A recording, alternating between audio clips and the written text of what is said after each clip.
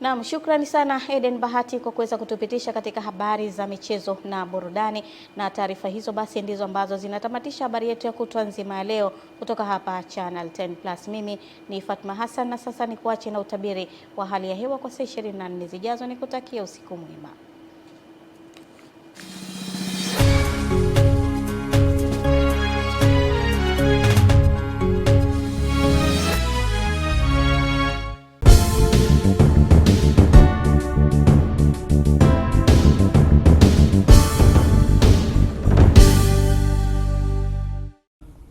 Habari za wakati huu na karibu katika utabiri wa hali ya hewa ambao ni wa saa 24 zijazo. Na kwa usiku wa leo ni matarajio yetu kuwa maeneo ya magharibi mwa nchi yetu pamoja na mkoa wa Rukwa, maeneo haya yanatarajiwa kuwa na hali ya mawingu kiasi, mvua na ngurumo za radi katika maeneo machache. Wakati maeneo mengine ya nchi yanayosalia, maeneo haya yanatarajiwa kuwa na hali ya mawingu kiasi pamoja na ukavu kwa ujumla. Na kwa siku ya kesho, mifumo ya upepo na upepo yanatarajiwa kuvuma kwa kasi ya kilomita 20 kwa saa katika ziwa Victoria, ziwa Tanganyika, ziwa Rukwa pamoja na ziwa Nyasa, lakini pia kwa kasi ya kilomita 30 kwa saa kwa ukanda wote wa pwani, na hivyo hali ya bahari inatarajiwa kuwa na mawimbi makubwa kiasi.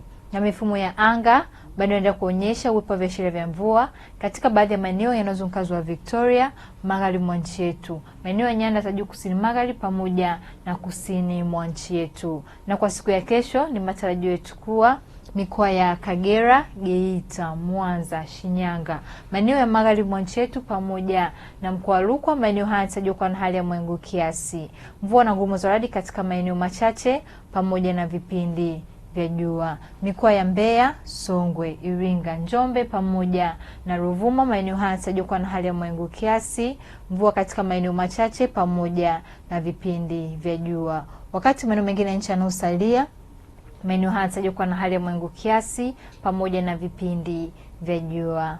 Na kutoka Mamlaka ya Hali ya Hewa Tanzania hatuna la ziada. Ulikuwa nami Rebecca William, tukutane hapo kesho muda wakati kama huu.